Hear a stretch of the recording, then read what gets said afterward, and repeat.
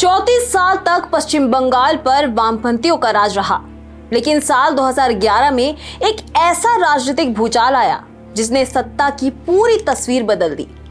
वामपंथी कीड़ा डहा और ममता बनर्जी की तृणमूल कांग्रेस बनी राज्य की सबसे ताकतवर पार्टी। बीते 1.5 दशक में ना कोई सत्ता विरोधी लहर, ना कोई ऐसा विपक्ष जो ममता बनर्जी को सत्ता से हिला सके। तो सवाल है, पश्चिम बंगाल में ममता बनर्जी अजय क्यों दिखती है? मुस्लिम वोट बैंक का भरोसा सिर्फ टीएमसी पर ही क्यों टिका है? और एकला चौलों की रणनीति हर बार कामयाब कैसे हो जाती है? साल 2011 पश्चिम बंगाल की राजनीति का टर्निंग पॉइंट। 34 साल की वाम सरकार सत्ता से बाहर हुई और तृणमूल कांग्रेस ने पहली बार सरकार बनाई, जिसके बाद 2016 और 2021 के विधानसभा चुनाव तीनों बार टीएमसी ने प्रचंड बहुमत हासिल किया। लोकसभा चुनाव में भी कहानी वही रही। 2014, 2019 और 2024 हर बार ममता बनर्जी ने बंगाल में अपना दबदबा कायम रखा। 294 सीटों वाली विधानसभा में बहुमत का आंकड़ा 148 है, लेकिन टीएमसी हर चुनाव में इससे कहीं आगे निकलती रही। 1.5 दशक में पश्चिम बंगाल में कोई भी राजनीतिक दल टीएमसी के बराबर खड़ा नहीं हो सका। बीजेपी ने 2016 और 2021 में पूरी ताकत झोंकी, हिंदुत्व, राष्ट्रवाद, घुसपैठ जैसे मुद्दे उठाए, लेकिन 80 सीटों का आंकड़ा भी पार नहीं कर पाई। कांग्रेस और लेफ्ट, जो कभी बंगाल की राजनीति की रीढ़ थे, आज हाशिए पर चले गए। नतीजा ये कि बंगाल की सियासत अब सिर्फ टीएमसी बनाम बीजेपी बनकर रह गई है। बीजेपी पश्चिम बंगाल में जड़े जमाने की जोर आजमाइश कर रहे हैं। मजबूत भी हुई, लेकिन अभी तक सत्ता से कोसों दूर रही है। पश्चिम बंगाल में इस साल विधानसभा चुनाव होने वाले हैं। राज्य में 294 सीटें हैं। बहुमत का आंकड़ा 148 है। टीएमसी 3 बार के विधानसभा चुनावों में इससे कहीं ज्यादा सीटें हासिल कर रही हैं, चाहे साल 2011 का चुनाव हो, 2016 या 2021 का।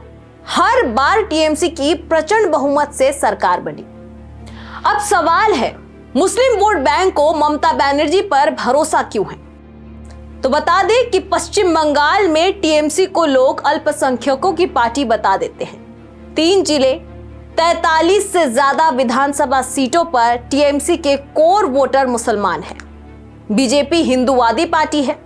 पश्चिम बंगाल में मुस्लिमों पर कई नेता आपत्तिजनक बयान दे चुके हैं। बांग्लादेशी घुसपैठियों के मुद्दे पर भी स्थानीय मुसलमान नाराज रहते हैं। ऐसे में मुस्लिम वोट एकजुट होकर ममता बनर्जी के पक्ष में पड़ जाते हैं।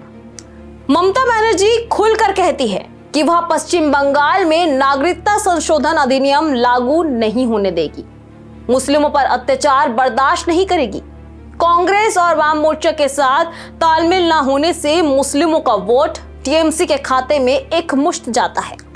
वहीं बीजेपी के खिलाफ उन्हें टीएमसी में भी भरोसा दिखता है। बता दें, ममता बनर्जी की अकेले लड़ने की रणनीति असरदार क्यों रहती है? पश्चिम बंगाल में ममता बनर्जी स्वतंत्र रूप से बेहद मजबूत है। अगर टीएमसी किसी गठबंधन में जाती है तो कई सीटों के साथ समझौता करना पड़ सकता है। अकेले लड़कर तृणमूल कांग्रेस राज्य में विपक्ष और विरोधी वोट समेट लेती है। कांग्रेस और लेफ्ट को पनपने का मौका ही नहीं मिलता है। अभी पश्चिम बंगाल की सियासी लड़ाई ही बीजेपी बनाम टीएमसी हो गई है। टीएमसी की रणनीति इस हद तक मजबूत है कि साल 2024 लोकसभा में इंडिया ब्लॉक का हिस्सा रहते हुए भी ममता बनर्जी ने पश्चिम बंगाल की 42 विधानसभा सीटों पर अकेले उतरी और बीजेपी को तगड़ा झटका दिया। टीएमसी एकला चौलों की राह पर बेहद कामयाब हुई। ममता बनर्जी ना तो गठबंधन धर्म में पड़ती है, ना ही किसी पार्टी को एक सीट ऑफर करने का जोखिम लेती है। वह अपनी इसी रणनीति पर कामयाब है। तो साफ है, मुस्लिम वोट बैंक का भरोसा, मजबूत संगठन, कमजोर विपक्ष और एकला चौलो की रणनीति, इन्हीं वजह से ममता बनर्जी पश्चिम बंगाल की राजनीति में अब तक अजय बनी हुई है।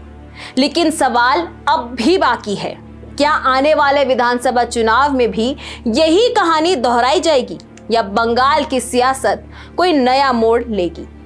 आपकी क्या राय है, कमेंट में जरूर बताएं। वीडियो को लाइक करें, शेयर करें और चैनल को सब्सक्राइब करना ना भूलें।